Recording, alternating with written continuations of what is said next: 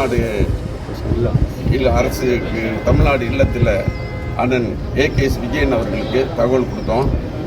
அவர் தமிழ்நாடு முதலமைச்சர் மாண்புமிகு இந்தியாவினுடைய தலை சிறந்த முதலமைச்சர் தளபதியார் அவர்களுக்கு தகவல் கொடுத்தாங்க. அண்ணன் சிவா அவர்கள்